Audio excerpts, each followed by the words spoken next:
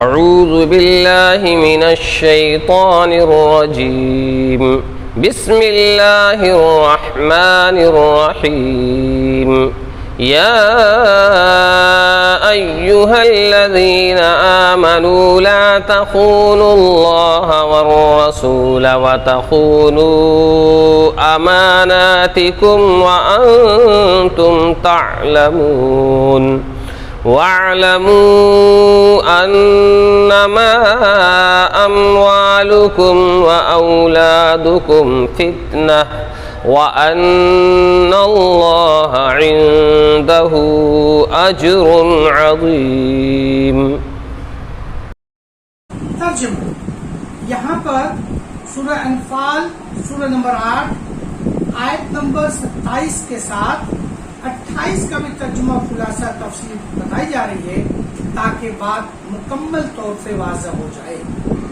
ترجمہ، اے ایمان والو، خیانت نہ کرو اللہ سے اور رسول سے، اور خیانت نہ کرو آپس کی امانتوں میں جان کر، اور جان لو کہ بے شک تمہارے مال اور اولاد خرابی میں ڈالنے والے ہیں، اور یہ کہ اللہ کے پاس بڑا ثواب۔ خلاصہ تفسیر، اے ایمان والو، ہم مخالفت اور معصیت سے اس لیے ممانعت کرتے ہیں کہ اللہ اور رسول کے تم پر کچھ حقوق ہیں جن کا نفع تمہاری ہی طرف عائد ہوتا ہے، اور معصیت سے ان حقوق میں خلل پڑتا ہے جس سے واقع میں تمہاری ہی نفع میں خلل پڑتا ہے۔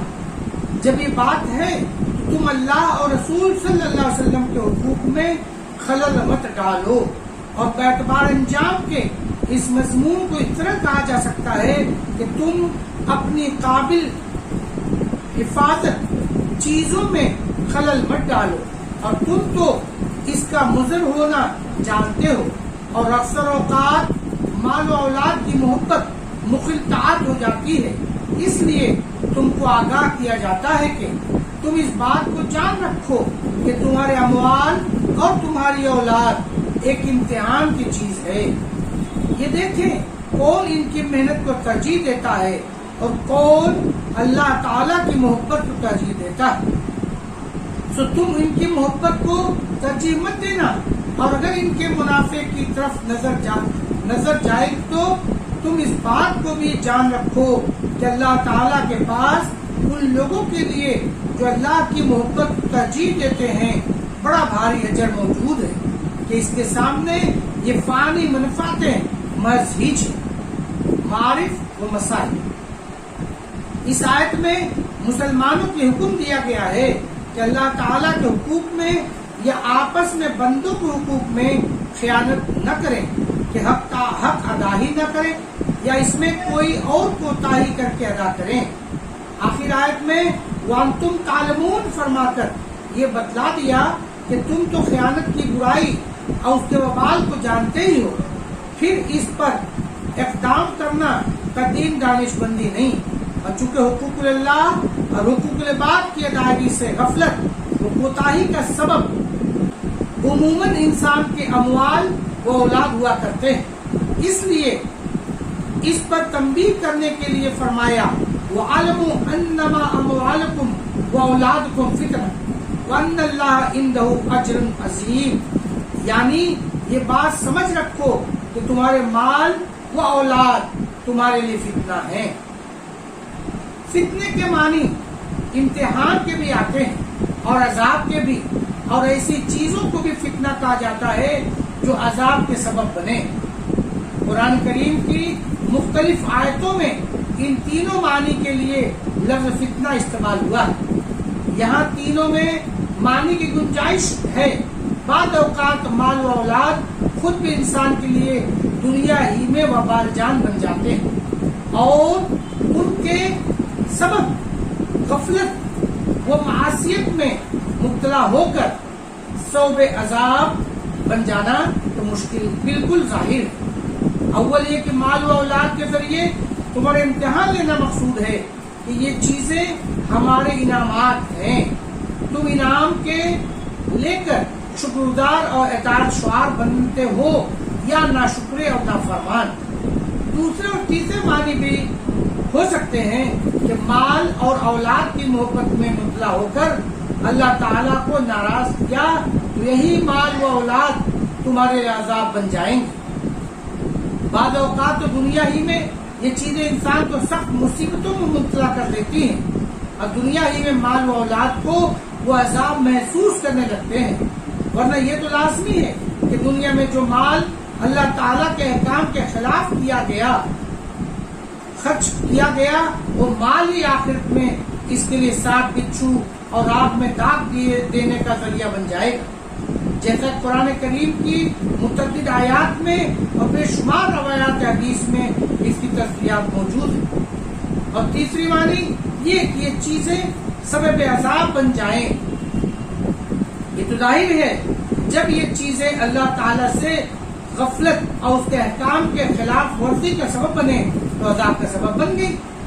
آخر آیت میں فرمایا وَإِنَّ اللَّهَ عِندَهُ أَجْرٌ عَظِيمٌ، یعنی یہ بھی سمجھ لو کہ جو شخص اللہ و رسول کے احکام کی تعمیر میں مال و اولاد کی محبت سے مغلوب نہ ہو، اس کے لیے اللہ تعالیٰ کے پاس بہت بڑا اجر ہے۔ اس آیت کا مضمون تو سب مسلمانوں کو عام شامل ہے، مگر واقعہ اس کے نزول کا اکثر مفسرین کے نزدیک حضرت ابو لبابہ رضی اللہ عنہ کا قصہ ہے، جو غزوہ بنو قریظہ میں پیش آیا کہ حضرت صلی اللہ علیہ وسلم اور صحابہ کرام نے بنو قریظہ کے 21 روز تک محاصرہ جاری رکھا، جس سے عاجز ہو کر انہوں نے وطن چھوڑ کر ملک شام چلے جانے کی درخواست کی۔ آپ صلی اللہ علیہ وسلم نے ان کی شرارتوں کے پیش نظر اس کو قبول نہیں فرمایا، بلکہ ارشاد فرمایا کہ صلح کی صرف یہ صورت ہے کہ سعد بن معاذ رضی اللہ عنہ تمہارے بارے میں کچھ فیصلہ کریں، اس پر راضی ہو جاؤ۔ انہوں نے درخواست کی کہ سعد بن معاذ رضی اللہ عنہ کی بجائے ابو لبابہ رضی اللہ عنہ کو یہ کام سپرد کر دیا جائے، کیونکہ حضرت ابو لبابہ رضی اللہ عنہ کے اہل و عیال اور جائیداد بنو قریظہ میں تھے۔ ان سے یہ خیال تھا کہ وہ ہمارے معاملے میں رعایت کریں گے۔ آپ نے ان کی درخواست پر حضرت ابو لبابہ رضی اللہ عنہ کو بھیج دیا۔ بنو قریظہ کے سب مرد و زن ان کے گرد جمع ہو کر رونے لگے اور یہ پوچھا کہ اگر ہم رسول اللہ صلی اللہ علیہ وسلم کے حکم پر اتر آئیں تو کیا ہمارے معاملے میں وہ کچھ نرمی فرمائیں گے؟ ابو لبابہ رضی اللہ عنہ کو معلوم تھا کہ ان کے معاملے میں نرمی برتنے کی رائے نہیں۔ انہوں نے کچھ ان لوگوں کی گریہ ازاری سے اور کچھ اپنے اہلوال کی محبت سے متاثر ہو کر اپنے گلے پر تلوار کی طرف ہاتھ پھیر کے اشارے سے بتلا دیا کہ ذبح کیے جاؤ گے، گویا اس طرح حضرت صلی اللہ علیہ وسلم کا راز فاش کر دیا۔ مال و اولاد کی محبت میں یہ کام تو کر گزرے، مگر فوراً تبدیل ہوا کہ میں نے رسول اللہ صلی اللہ علیہ وسلم سے خیانت کی۔ جب وہاں سے واپس ہوئے تو اس درجہ ندامت سوال ہوئی کہ آپ صلی اللہ علیہ وسلم کی خدمت میں لوٹنے کی بجائے سیدھے مسجد میں پہنچے اور مسجد کے ستون کے ساتھ اپنے آپ کو باندھ دیا اور قسم کھائی کہ جب تک میری توبہ قبول نہ ہوگی اسی طرح بدا رہوں گا، چاہے اسی حالت میں موت آ جائے۔ چنانچہ 7 روز مکمل اسی طرح بندھے کھڑے رہے۔ ان کی بیوی اور لڑکی نگہداشت کرتی تھی، انسانی ضروریات کے وقت اور نماز کے وقت کھول دیتی تھی اور فارغ ہونے کے بعد پھر باندھ دیتی تھی۔ کھانے پینے کے پاس نہ جاتے تھے، یہاں تک کہ غشی طاری ہو جاتی تھی۔ رسول کریم صلی اللہ علیہ وسلم کو جب اول اس کی اطلاع ملی تو فرمایا کہ اگر وہ اول ہی میرے پاس آ جاتے تو میں ان کے لیے استغفار کرتا اور توبہ قبول ہو جاتی۔ اب جب کہ وہ کام کر گزرے تو اب قبولیت تو بنازل ہونے کا انتظار کرنا پڑے گا۔ چنانچہ 7 روز کے بعد آخر شب میں آپ صلی اللہ علیہ وسلم پہ یہ آیتیں ان کی توبہ قبول کرنے کے متعلق نازل ہوئی۔ بعض حضرات نے ان کو خوشخبری سنائی اور کھولنا چاہا، مگر انہوں نے کہا کہ جب تک خود حضرت صلی اللہ علیہ وسلم مجھے نہ کھولیں گے میں کھلنا پسند نہ کروں گا۔ چنانچہ جب آپ صلی اللہ علیہ وسلم صبح کی نماز کے وقت مسجد میں تشریف لائے تو اپنے دست مبارک سے ان کو کھولا۔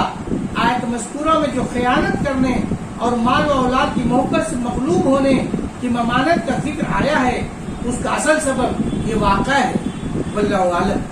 وآخر دعوانا ان الحمدللہ رب العالمین۔ السلام علیکم ورحمۃ اللہ وبرکاتہ۔ Subscribe now and press the bell icon. Never miss an update.